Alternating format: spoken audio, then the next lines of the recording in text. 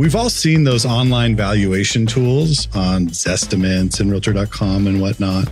Today, we're going to be discussing whether those things are really in sync with what the market's doing. So if you're interested in that, stay tuned for this episode. The Den, powered by the Lyons Group, a show dedicated to exploring hot topics in real estate, local happenings, and industry trends. We're a small team of professionals approaching $400 million in sales and nearly 2,000 local transactions. You're listening to time-tested experts and industry leaders. Here's a refreshing look at real estate happenings and more. Welcome to The Den.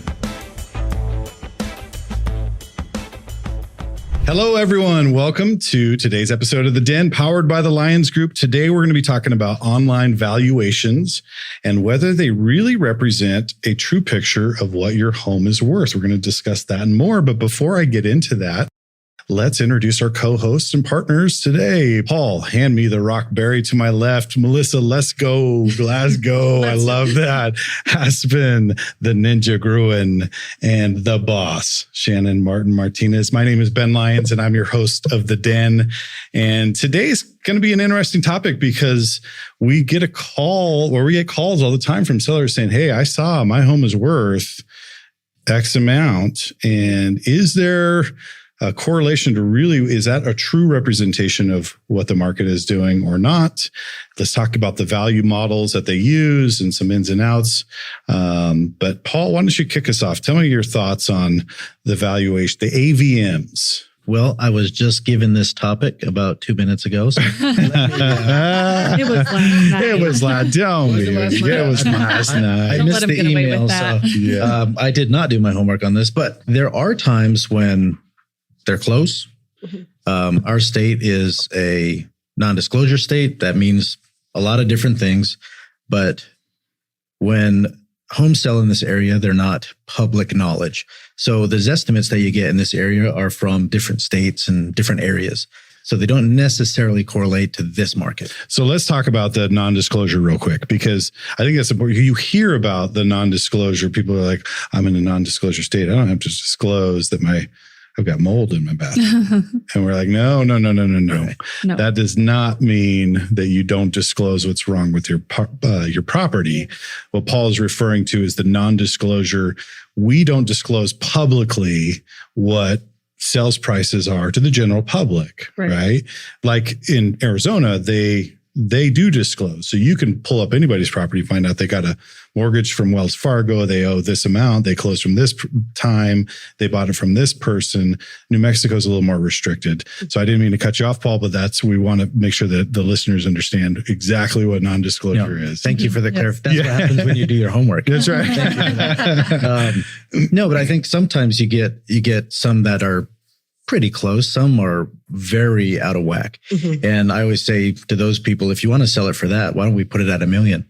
Yeah. Because you have as much chance of getting the $1 million as you do with that. So if you're going to price your property, definitely talk to a professional, get a realtor, have them do a good market analysis. I think these are good tools for a general range. But other than that, I don't think they're very accurate. Yeah. In certain instances, they certainly aren't. Right. And just for our listeners as well, an AVM is an automated valuation model. And so these are the online tools that you get, and they use kind of all kinds of algorithms to kick it off and say, here, your home based on these algorithms is worth X, Y, or Z. But Melissa, what are your thoughts there? Well, like Paul said, sometimes they can get it pretty close. But really, your best tool is to get with a realtor, because we can get the evaluation based on a 4-bed, 2-bath home, approximately the same square footage, approximately the same size. That's age as well, the same age. That's going to give you a better determination of what that property could be worth, rather than you have this house that was built in 1974. It's a 3-bed, 2-bath. But it's not going to be worth the same as the one that was built in 2021. Yeah. Or upgrades and updates, stuff like that. New coat of paint maybe is not going to give you that update, but I rather that value, that push and value, and value. But the brand new HVAC system might. Sure. The new windows. The new windows, the finished basement, perhaps, some stuff like that the automated system isn't going to see. Yeah. And what you said was pretty interesting in the sense that you could have in Farmington in particular, I'm just going to use Farmington for now, but you could have a 2010 built home right next door to a 1974 home. And so some of these evaluation models, they just group everything in that little area and it's not representative of this house versus next house. And so there can absolutely be disparities there. Aspen, what are your thoughts? I always look at these things just like metals. You have a bronze, you have a silver, and you have a gold. I look at AVMs as basically your bronze, whether using RPRs, estimates, someone's random one from their site. If you live in a cookie cutter neighborhood that the whole subdivision was built at the exact same time, they're the exact same houses, then it's probably going to be very close because they're just based off square footage and the general area, most of them. So I would say in very few circumstances, it's probably going to be pretty accurate, but very rarely. And then I would say your next one, your silver, is going to be reaching out to a realtor who's going to get you a CMA or a market analysis. And we're going to run it off the things Melissa was just talking about. And then I would say if you want kind of like the gold, like the next level, maybe it's a really, really unique property, then you might reach out to an appraiser, pay for the service and, paying a decent bit more and getting a really thorough examination of what your house might be worth. Now, granted, these are all going to change. They could change day to day. They could change especially month to month, year to year. They're going to be different. So I think it just depends what you're wanting it for. If you just want like a very vague number, look at the online tools. It's really no harm just to reach out to a realtor and say, hey, could you just run this for me? Because I guarantee almost everybody's going to just go ahead and run it for you. It doesn't take too much time. Yeah. And you make an interesting point too about the bronze, silver, gold. Gold standard is what you're saying as far as an appraisal is concerned. You're getting a big old packet of information about the property. Yeah. And silver would be a CMA, a comparable market analysis done by the realtors. But what are your thoughts on, you get two different appraisers that go out, you'll get two different numbers. Yeah, so it's very subjective. Numbers. You're going to get different numbers on the online tools. You're going to get different numbers on no matter who you ask. You can ask the neighbor, you can ask yourself. Everyone's going to give you different numbers. It just kind of depends. And really, the only thing that's going to determine what your house is worth is the market. When you list your house and what it sells for, at that time, whatever someone's willing to pay for it, that's what it's worth. So we can all give really good guesses about what your house may sell for. Yeah. But ultimately, someone could come in and it's the perfect house for them and they're going to pay whatever you want. Or we could love it and it could sit for a long time. Sure. Yeah. It really is, the market's going to determine what it's worth anyways. Ultimately, the market decides. Yeah. Yep. So Shannon, what do you do when you get a customer that calls and says, hey, I saw my estimate was X amount and I really want to put this thing on the market. What's your conversation like with them? So the first thing I would explain to them is that let's just start with a market analysis. That may be accurate, but chances are what I'm going to do is a little more in depth. A lot of things that they pull off of when they do those valuations also are just tax records, Yeah. and those aren't going to be, updated every year. That's not going to be accurate. We've had times where our market has fallen pretty fast and times where our market has grown really fast.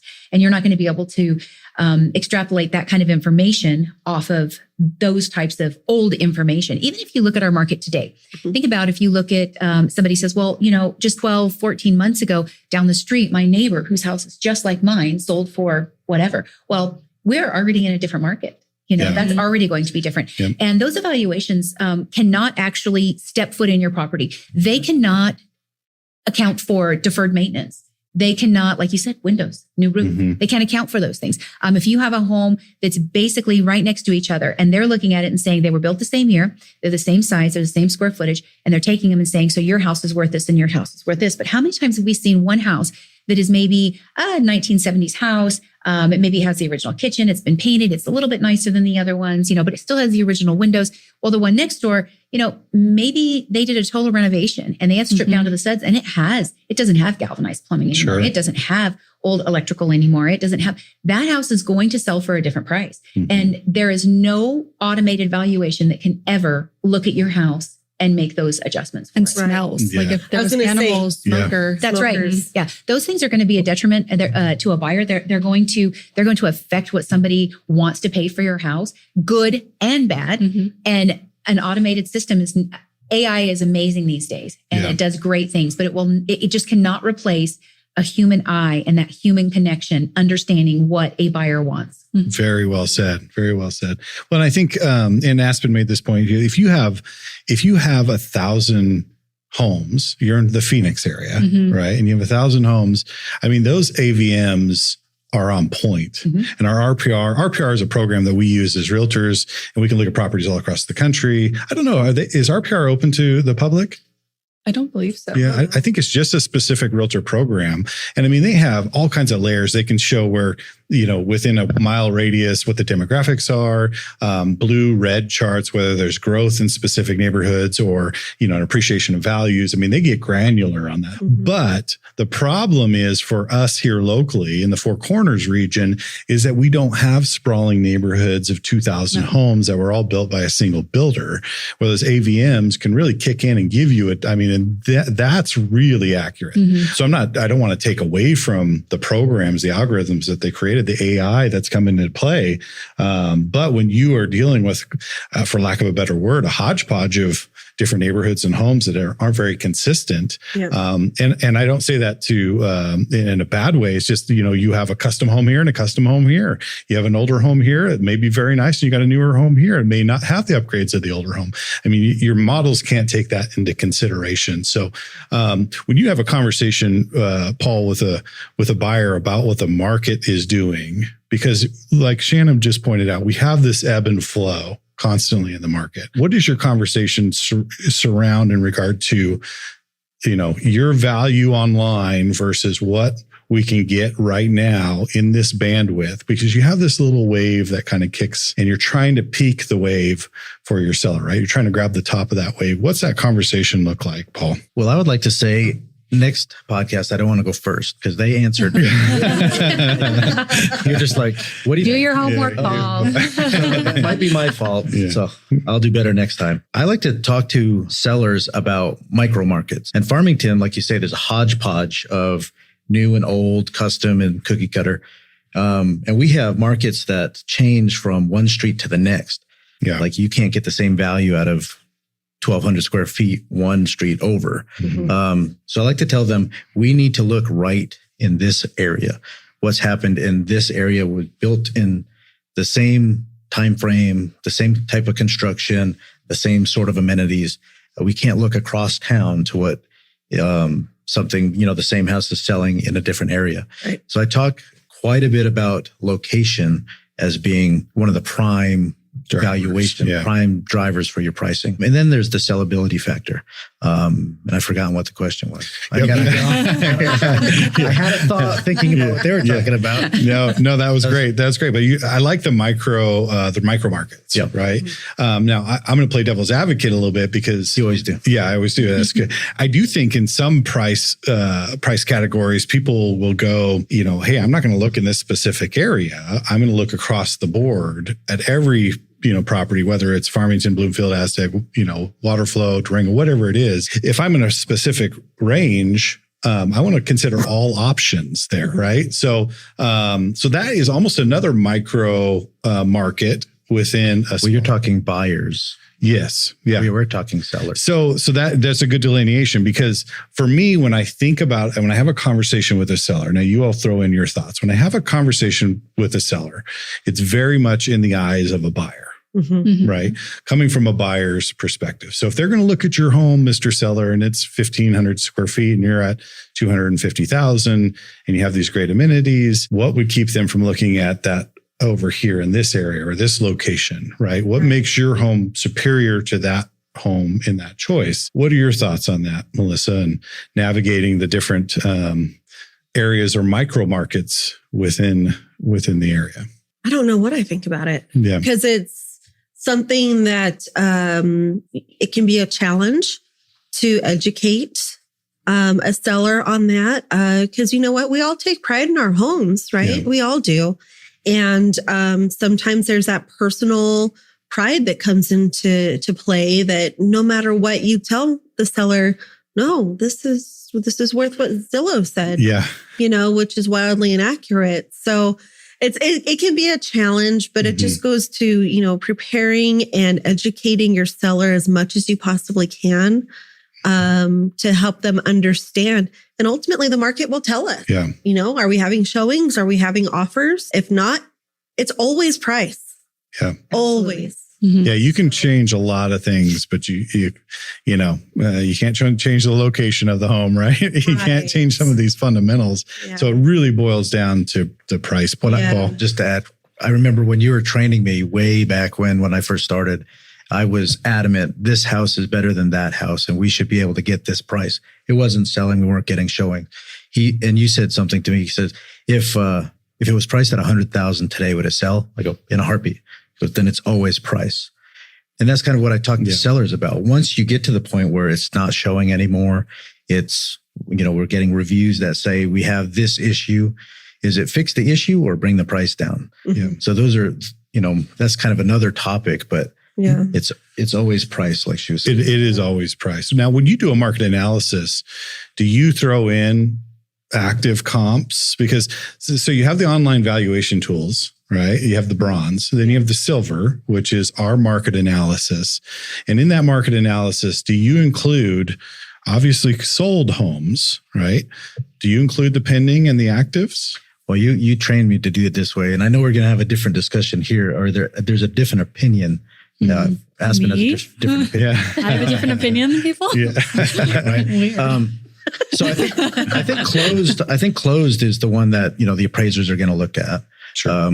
So you have to have that in there. I think having like what's going on in the market right now, that's your pending. And then the active is your competition. Yeah. So if you are pricing at a spot that is way above the competition or way below, you can adjust. You don't want to leave money on the table, and you don't want to be the one that's last standing and you have to wait for forever to get it sold. So I tend to look at the actives just to see where the market currently, the pendings for where the market currently is. Yeah. And you want to, differentiate yourself from the competition. So that's why I look at actives as well. Yeah. And this market in the last 12 months, it's shifted a bit. But before that, when it was just a feeding frenzy in the market, like the actives didn't even really play a part of it, because no matter what you put it on, it was, the market was just driving the prices 100%. So Aspen, what are your thoughts on? I don't disagree with that at all. Oh, okay. All right.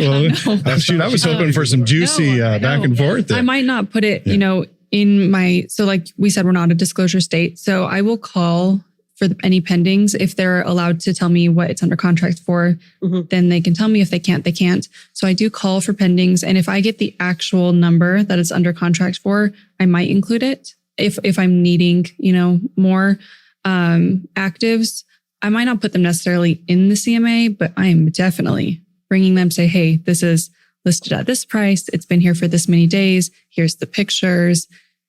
And then ask them, they know, is your house comparable to this? Is it a little bit better? Is it maybe need some repair? Just being able to look at that. So I might not include it necessarily in my CMA, but I'm definitely pulling up the actives because we don't want to drastically under overprice. Yeah, absolutely. Shannon, what are your thoughts about including actives in your valuation? So I always have active listings in my CMA, but I don't use them. I just attach them. So I'm with you. I don't come in with that as the price. I use only the sales as comps for the price, but I always include, because I think you need to see what your competition is. And I want to be, and a lot of times I'll even give somebody maybe a market analysis and say, well, according to the sales, maybe you ought to be for round numbers, 200,000. But with what currently is on the market right now, you look a little better than these. These ones over here maybe have a little bit more than you. Maybe our market analysis says this, but with the current picture, if you're in a neighborhood like, say, Becklin Hills, and you're in the specific area where, they're all the older homes and they're all about the same size and they're all about the same amenities and they were all built by the same builder. And you can see that my market analysis maybe comes in at, one number, but there are currently 4 of them that are exactly like yours on the market. And maybe they're all a little bit more or a little bit less. That might be your better indicator of where you need to be listing at. because I've had people and say, I can't really justify this price, but I think I can get you this. And I've done that on numerous occasions where I say, maybe your market analysis comes in at 2, but I say, let's go with 230. We can always come down if we need to. Sure. I'm not a big fan of overpricing, but if you look and you say, but there are 3 or 4 other properties in this neighborhood that are all sitting right here. You are just as good, if not better than those. Let's try for a little bit more. Or other times where I say, I have some here, but this was kind of a unique sale. And this was, at the, a little bit farther out. And I don't really have anything in the last 3 months that's sold over here. So I think they're good to use. I don't include them in my actual price that I'm giving, but I will include them in the consideration, because really what my market analysis comes in at isn't always the price I recommend to list, which sounds crazy. Yeah. I agree. Because I have 2 different things I go by. So explain that more than what we were just talking about. Explain more about what you were just saying. So sometimes I do a market analysis basically based on what the sales are. I think that's where you should do a market analysis at. But I always include what the current competition, what's currently on the market. If you can look and you can see that there are, 12 homes in your neighborhood within 3 miles that are nothing different than yours, much to speak of, and they're all listed at a certain price, why are you let's be ambitious and start 30,000 over. Why would you do that? They're going to look at every one of those homes when they look at yours. Be the best on the market. And vice versa, it goes the other way. Sometimes, you want to be lower. Sometimes you can be a little more ambitious. So I always do the market analysis based on that and say, these are the numbers that I can support. But looking at the current picture of the market, if we've got some other things, maybe there is nothing else in your neighborhood. There is nothing. There's not one other home within your subdivision. If somebody's looking, they want yours. Yeah. And what you were just saying, though, is that you rarely list at the price that your market analysis comes in at, correct? I wouldn't say rarely, not always. Yeah. I mean, I have that price that I say this is what the market says right now, but then there are other factors. And I think people don't always account for that. You can't account for that in an automated valuation. You can't account for what your current competition is or what's going on or what they're building right down the street. Sure. Right? Yeah, I think it depends on when you're listing it too, because I know for me, it really just depends. It depends what they want. Do you want to sell it really quickly? Do you want to have a bidding war? Do you want to let it sit and just see? It really depends and it also comes down to your realtor. I know what I can market it for. I know what I can negotiate for you.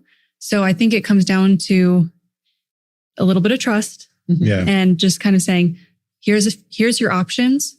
And seeing what they would like to do too. So sometimes it makes sense to list under it. Sometimes it makes sense to list over it. And especially with the amount of houses we see, we can kind of gauge that maybe the range that the market analysis comes back in isn't. Something too, I think that our market analysis have an edge over the automated ones is we can see how many days on market it took for these houses that are very similar to close. Now, granted, we can't do that right now. We can't go back a year because a year ago, the market was different. But we can look at that in the past 3 months, 4 months. How many days on market was our average? And then that can help determine the price as well, I think. Yeah. So if you've got a lot of homes that are sitting, 45 days plus on market, okay, you can have that advantage by coming in a little bit lower. Might get more than one offer, yada, yada. So I think that's really cool about our ones that we can put together. Yeah. And that just absolutely makes the distinction between an AVM, an online valuation, and what we can do as realtors as a market analysis and how granular we can get. And really, because you have that ebb and flow in the market, right? So that a home is only, let's just use a $200,000 home, for example. That home is only going to bring between 195 and 205. How do you get the 205? Right. That's where that $10,000 swing is where you hit that ebb and flow in the market. And that's where the pricing strategy comes into play. Those conversations, those one-on-one conversations, of course, the aggressive marketing that we all do as realtors. Right. And how do you really capture that bandwidth? Paul, do you have any further comments on the? Well, I think one thing that I don't know if we've completely touched on yet is when we're having the conversation with the seller and they want that higher price, they want to shoot for the moon.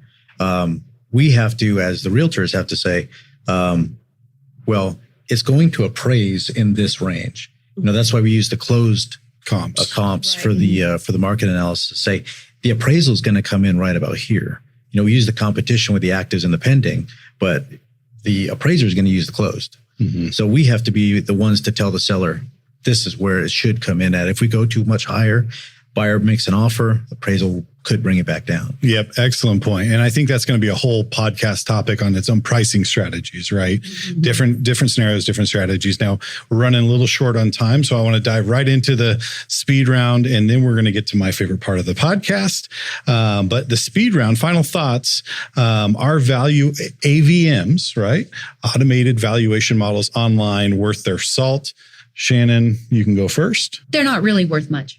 I'd say if you're just kind of trying to get your thumb on the pulse, that's fine. But if you really are looking to sell, if you really do want to know a price on your, get an actual human, warm body to come out and give you some good, sound, professional advice. Excellent. Aspen? In the Four Corners, no, I don't think they're worth much here. Yeah, understood. Melissa? Same. Not in our area. Yep. Paul? Estimates are always right. Oh, the controversial one, just wanting to throw in some, couldn't wait to do that. And I agree with the rest of the partners here. Online valuation models here locally. Yeah, I mean, you're gonna get somewhat of a ballpark, but really you need someone to do a formal market analysis or an appraisal. So thank you for that great discussion. On to the next part of the episode, which I love. It's called The Lyons Pride. As you all know, we are the Lyons Group, and we dedicate our lives to a large degree to improving our community and those around us. And so we also want to recognize other people that improve the community that we live in as well. And Shannon, you're up today with the Lyons Pride. All right. So it's not, today I've chosen someone that's not a someone, but actually an organization. Oh, very cool. In our area, we have an organization that probably does not get as much credit as they deserve. The Path, it is. People assisting the homeless. Now, I want to just give you really quick. Their mission statement is to temporarily provide basic needs, information, guidance, support, services, empowering those they assist to regain a productive, self-supporting lifestyle. So they are not your typical shelter. They do not just give you a warm bed to sleep in at night. You do have to be sober. You do have to work to regain employment. They will help with childcare. They have programs. They run the Daily Bread, which they feed Monday through Friday, people that need meals. They offer life skills, coping skills. They teach you about housing, budgeting, health, and lifestyle, better lifestyle choices.